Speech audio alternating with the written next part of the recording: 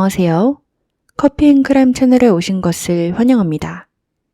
이야기에 앞서서 사건에 등장한 등장인물들의 사진이 궁금하시다면 네이버 블로그에 커피앤크라임을 검색하셔서 제 블로그를 확인해 보세요. 자, 오늘 들려드릴 사건은 당시 10대 블로거 소녀였던 르셸 워터만이 저질렀던 사건에 대해서 이야기를 해볼까요? 르셸은 알래스카에 위치한 크랙이라는 작은 섬에 살던 섬마을 소녀였습니다. 마을 사람들끼리 다 알던 사이였고 방문자도 별로 없고 굉장히 조용하고 안전한 동네였어요. 어른들이 살기에는 평화롭고 너무 좋았지만 아이들이 살기에는 조금 지루하다고 볼 수도 있었죠. 그런 르셸의 가족 또한 이 섬에 살던 가족이었습니다. 아빠인 칼과 엄마인 로리, 그리고 아들인 제프, 당시 16살이었던 르셸이 있었어요. 하지만 아들인 제프는 대학교에 진학을 했기 때문에 더 이상 섬에 살지 않았고 이제는 3명만이 살고 있었습니다. 엄마인 로리는 학교 보조 선생님이었는데 교회에도 꾸준히 나가며 사회에 봉사도 많이 하고 사랑스러운 성격으로 동네에서 많은 사랑을 받았었어요. 그리고 딸인 르셸은 공부도 잘하고 운동까지 잘하는 좋은 학생이었습니다. 하지만 10대들이 그렇듯 10대에 들어서면서 르셸은 점점 반항을 하기 시작했어요. 특히 엄마한테 제일 반항을 많이 했다고요. 많은 시간을 방에서 홀로 보내기 시작했고 옷도 검정색, 어두운 옷들만 입고 목에는 초커를 하고 찡이 박힌 액세서리들을 하기 시작했어요. 여기까지는 10대니까 부모님이 이해를 했지만 부모님은 르셸이 흑마법에 빠지기 시작한 걸 보고 본격적으로 걱정을 하기 시작했어요. 특히 엄마는 독실한 기독교 신자인데 딸이 흑마법이나 다른 종교에 관심을 보이니까 속이 상했던 것이었죠. 그렇게 가족들 사이에는 긴장감이 흐르기 시작했습니다. 뿐만 아니라 르셸은 이성교제를 하기 시작했는데요. 문제는 르셸보다 훨씬 나이가 많은 남성들이랑 교제를 하기 시작한 것이었어요. 르셸의 엄마는 르셸이 또래 남자아이들이랑 사귀었으면 하고 바랬지만 르셸은 잔소리를 듣고 싶지 않아 했습니다. 당시 르셸은 16살이었는데 르셸의 남자친구 제이슨의 나이는 24살이었어요. 거의 10살 차이가 난 거죠. 심지어 이들이 만난 곳은 학교였어요. 제이슨은 르셸이 다니던 고등학교에 청소부로서 일을 하고 있었어요. 고등학생을 이성으로 보는 게 정말 이상하지만 르셸의 기준에서는 자기가 다 자랐다고 생각을 했고 제이슨이랑 놀 때면 보통 자신의 나이 또래 아이들이 하지 못하는 것을 할 수 있으니까 자신이 더 어른 같고 멋지게 느껴졌어요. 르셸의 부모님은 이들의 관계를 멈추기 위해서 수많은 노력을 했습니다. 르셸이랑 진지하게 이야기도 해보고 외출 금지도 시켜봤지만 전혀 통하지 않았고 집에서 항상 몰래 빠져나가며 제이슨과 제이슨의 친구 브라이언이랑도 같이 놀기 시작했어요. 사실 르셸은 브라이언이랑도 전에 썸씽이 있었어요. 그 또한 르셸보다 훨씬 나이가 많았죠. 나이 많은 사람 한 명이랑 노는 것도 부모로서 굉장히 보기 힘든데 둘이라니 부모님들은 정말 속이 상했습니다.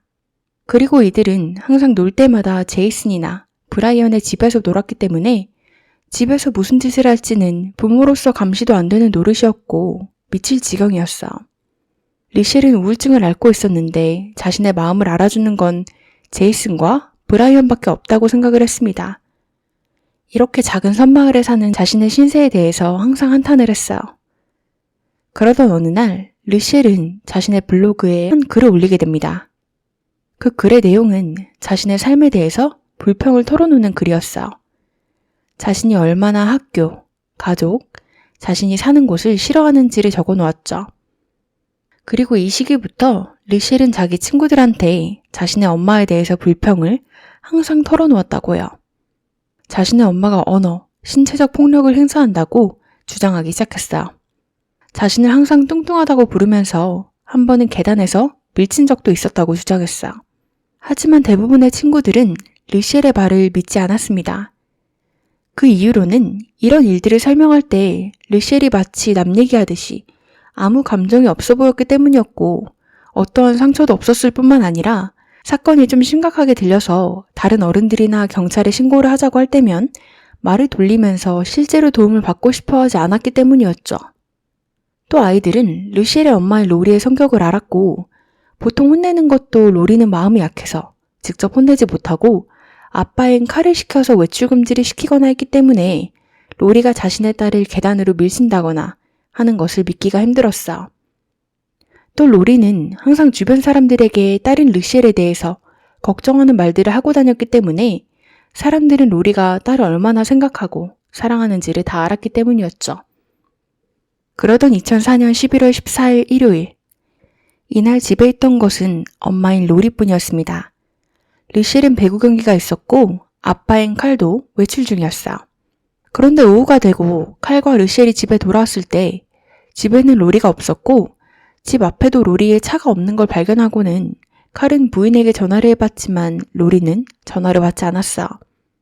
보통이면 외출을 할 때 메모를 남겨놓기도 하는데 이날은 집에 어떠한 메모도 남겨있지 않았어.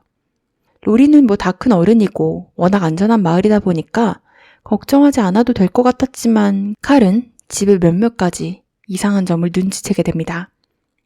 우선 로리는 술을 전혀 마시지 않던 사람이었는데 집 부엌에서 빈 와인병과 한 개의 빈 와인잔이 발견되었어요.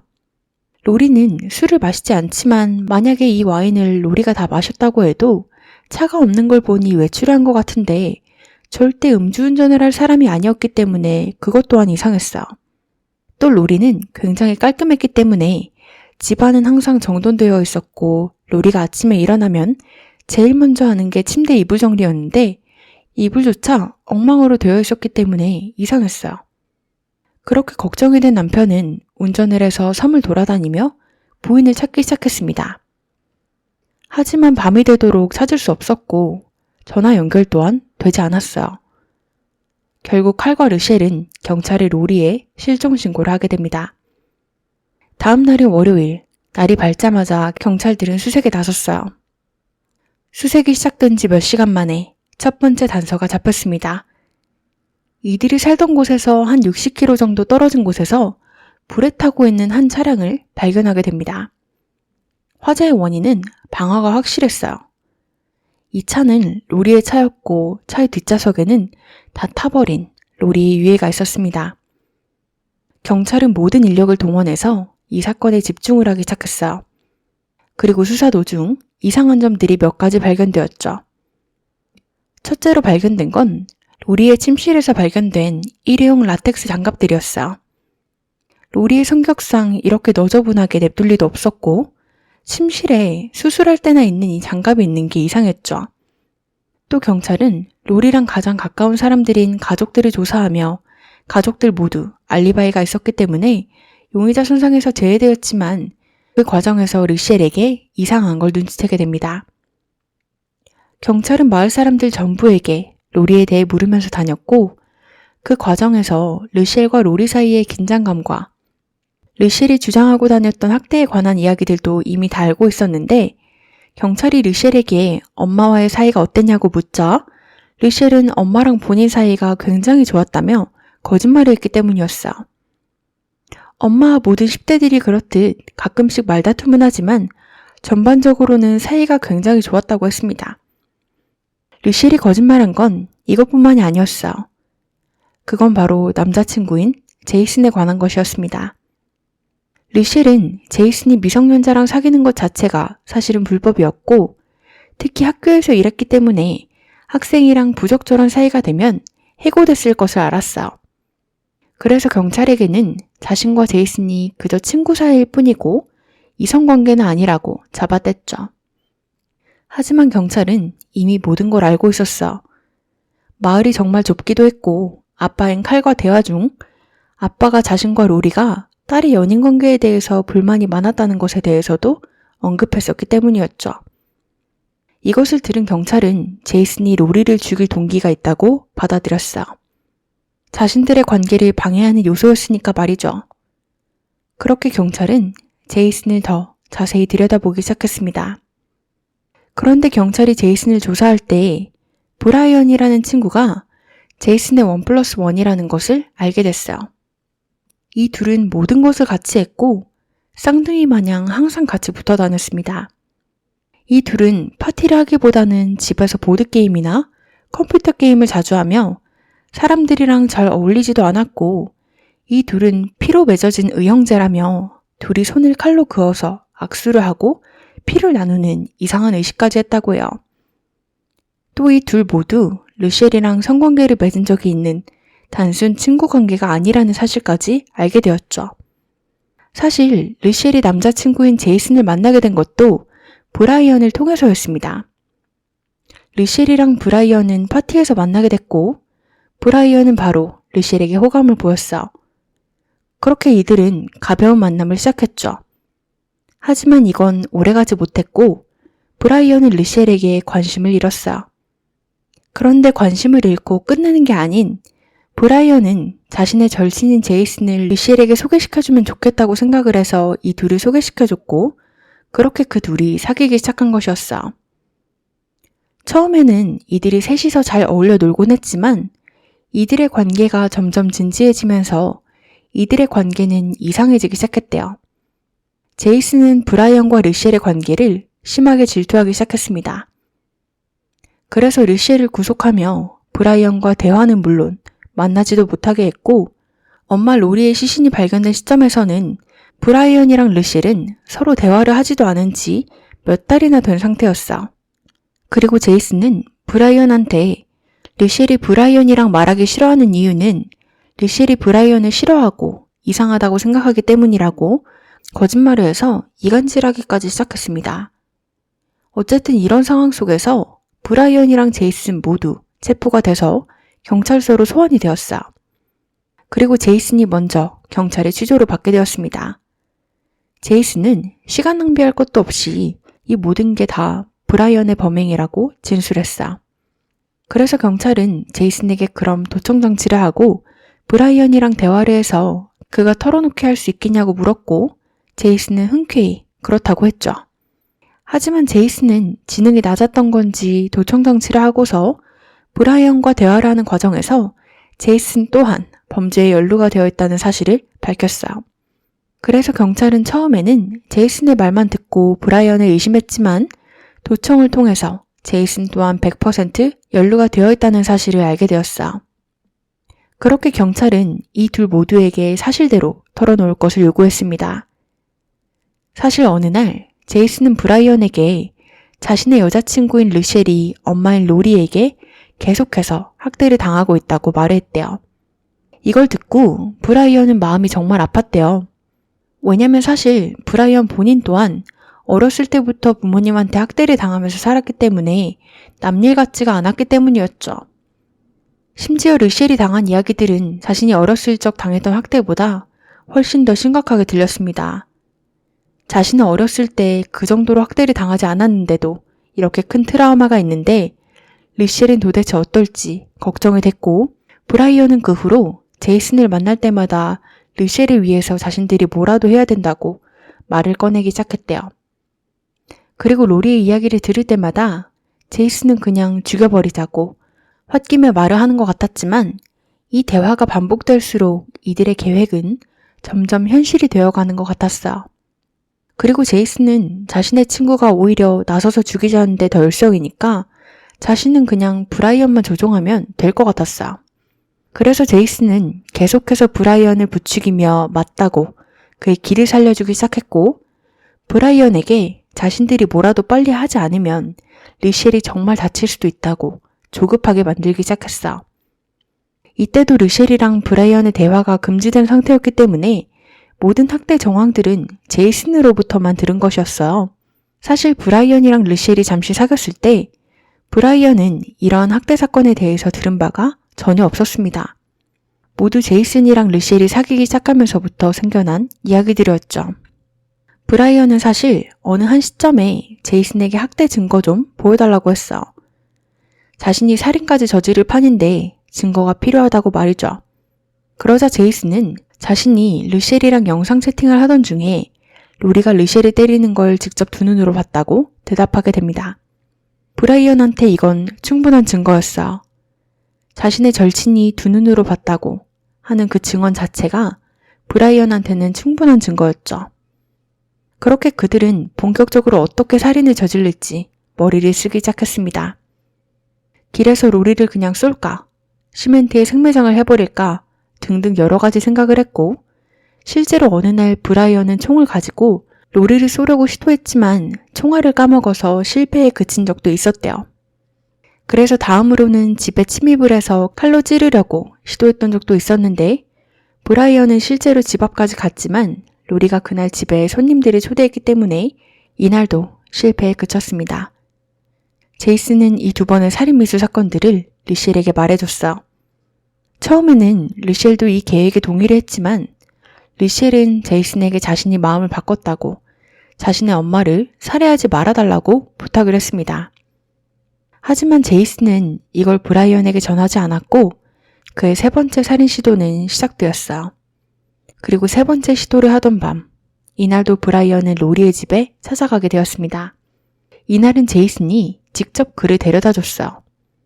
제이슨은 브라이언을 내려주고는 수상해 보이지 않게 좀 더 멀리 떨어진 곳으로 가서 차를 세워놓고 그를 기다리기 시작했어요. 브라이언은 차에서 내려서 집으로 침입하게 되는데요. 그는 집으로 침입할 때 고양이가 다닐 수 있게 집 문 밑에 작게 달린 구멍을 통해서 집 안으로 들어갔어요. 그렇게 집 안으로 들어간 브라이언은 곧장 로리의 방문 앞으로 향했습니다.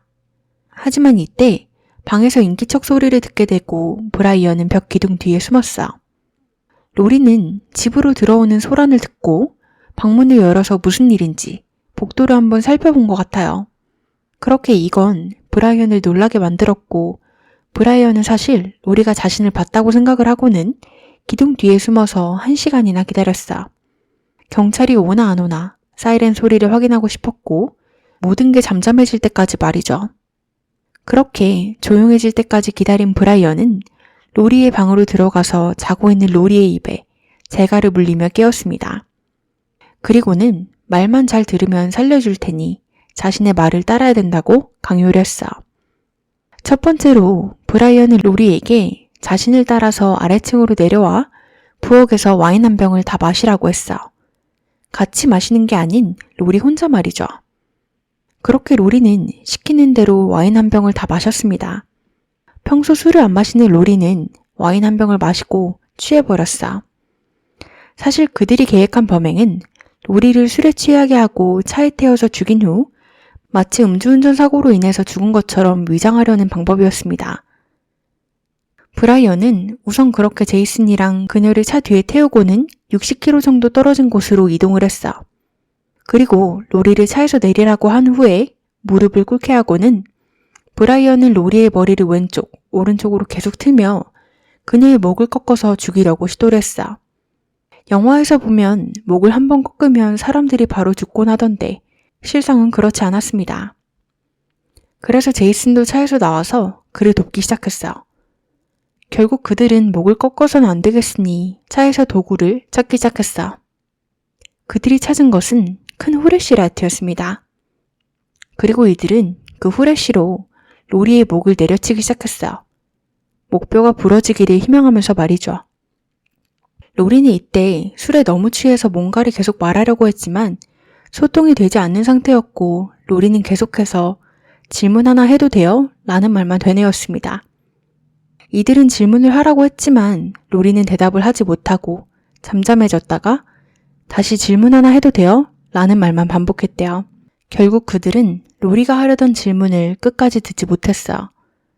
그리고 이들은 목을 부러뜨리려는 계획은 통하지 않을 것이라는 것을 알았기 때문에 로리의 입과 코를 막아서 질식사를 시켰습니다. 그리고는 그녀의 시신을 다시 차에 넣고는 기름을 부어서 차에 불을 질렀어. 이 과정에서 브라이언은 증거를 인멸하려고 자신이 입고 있던 옷을 벗어서 불 속에 던졌어. 그렇게 이들은 경찰에게 사건의 전말을 말해주게 되었고 이 이야기로 예견된 살인이라는 것이 밝혀졌습니다. 경찰은 이제 딸인 르셸이 이 사건에 얼마나 연관이 되어 있나 확인을 하고 싶었죠. 하지만 르셸은 자신은 경찰에게 이 사건에 대해서 아는 바가 전혀 없고 브라이언과 제이슨 둘이 다 저지른 짓이라고 주장을 했습니다. 하지만 르셸이랑 제이슨이 나눈 문자들을 보면 르쉘이 100% 무관하다고 보기엔 어려워 보이는 점들이 있었어요. 우선은 르쉘의 아빠가 집에 없을 것이고 엄마가 집에 혼자 있는 시간 등등 정보를 제공해 준 건 모두 다 르쉘이었습니다. 또한 로리가 실종되고 나서 시신을 찾기 전 모두들 르쉘이 동정해주고 있을 때 르쉘은 자신의 예감인데 엄마가 음주운전 사고로 죽었을 것 같다고 친구들에게 말을 하고 다녔대요. 평소에 음주를 하지도 않던 사람인데 어떻게 음주운전 사고라고 정확히 제이슨과 브라이언이 꾸민 대로 말할 수 있었을까요? 그리고 르쉘은 또한 자신의 블로그에도 자신의 엄마가 살해당했다는 글을 경찰이 알아내기도 전에 올렸기 때문에 100% 가담했다고 볼 수 있었습니다. 그렇게 이 셋은 모두 체포가 됐어. 감옥에서 재판을 기다리는 동안 브라이언은 로리가 르쉘을 학대했다는 사실이 모두 거짓이었다는 사실을 알게 됐고 자신이 무고한 사람을 죽인 것에 대해서 크게 후회를 했습니다. 그리고 제이슨에게 큰 배신감을 느꼈죠. 브라이언과 제이슨은 둘 다 모두 재판에서 유죄를 인정했습니다. 그렇게 브라이언은 99년형을 선고받았고 제이슨은 50년형을 선고받았어요. 르쉘은 고작 3년형을 받았고 그녀는 이미 출소를 해서 밖으로 나와 정상적인 삶을 살고 있다고 합니다. 여러분은 르쉘이 정당한 처벌을 받았다고 생각하시나요? 여러분들은 이 사건에 대해서 어떻게 생각하시나요? 여러분들의 의견 댓글로 많이 남겨주세요.